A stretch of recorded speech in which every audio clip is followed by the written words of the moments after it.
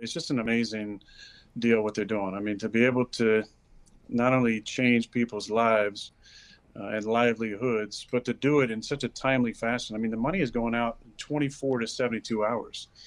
And I think there was just such a need. If you look around our environment today, it's not like the government is really helping anybody out in a timely fashion. I mean, it took forever to figure out how to give $600 checks away, and then may or may not get to 2,000 at this point. That's not life-changing money. Bingo. What Dave and his folks are doing with the Barstool Fund is life-changing money. It's sustainability for these people, and I think that's the thing that you gravitate towards the most, is just not having a reliance on the government to help you out, because obviously they've shown that's not going to be the way they're going to do it. I mean, they've put these rules in place. They're not even following their own rules. I mean, how many people have gotten caught? Don't travel, don't leave the state. Oh, here's so-and-so on a vacation. Don't go get a haircut.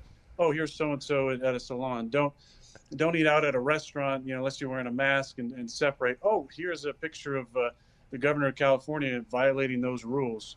Oh, public schools are closed, but I can send my kids to a private school, in-person school. And it's like, I mean, for us to count on the government to help us out is becoming a joke at this point. So what's happening is guys like Dave and his staff and all the amazing people who've donated money, this is people helping people. This is money going directly to save businesses.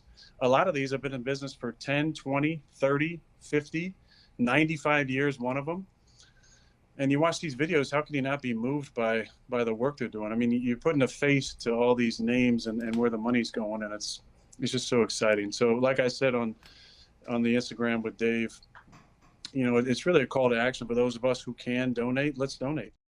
The first thing that goes when government gets bigger than it needs to be is goodness. Yes, goodness. As the state gets bigger, people simply do less good for their fellow citizens. After all, why help others when the government will do it for you? This is the reason that, as noted by the international nonprofit organization Charities Aid Foundation, and shown in study after study, Americans give more charity and volunteer more time to help others than do Europeans, not to mention just about everybody else in the world. From the beginning, Americans understood that government must be small, and therefore individuals must devote time and money to helping others, as well as non-governmental institutions of goodness. They have to be large and plentiful. Europeans, on the other hand, with their philosophy of big government, came to rely on the state to help their fellow citizens and even their own family members. The second thing that diminishes as the government grows is the character of many of its citizens. Just as taking care of others is a sign of moral character, so is taking care of oneself. Relying on others to take care of you when you are capable of taking care of yourself is just plain selfish and the very definition of irresponsible. And it gets worse. The more people come to rely on the state to take care of them, the more they begin to develop a sense of entitlement. A sense of entitlement is the belief that you do not owe others, but that others, in this case the state and your fellow citizens whose money supports the state, owe you. A sense of entitlement creates two other bad character traits: ingratitude and resentment. The more people expect to be given, the less grateful they will be for what they are given. And they get resentful when any of those entitlements are taken away. The third thing that bigger government diminishes is liberty. This should be obvious. The more government, the more rules, the less liberty.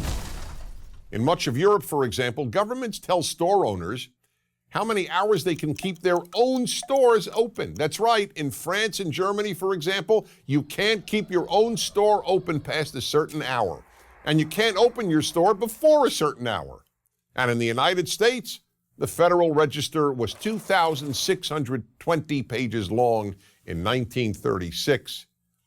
By 2012, it contained 78,961 pages of rules and regulations.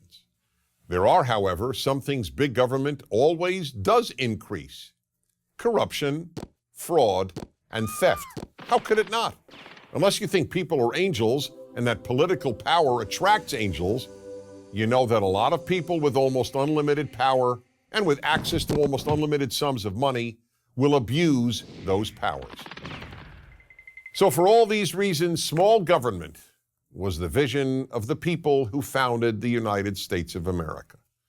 It is the major reason America has given more people more freedom and more opportunity to live a better life than any other country has. I'm Dennis Prager.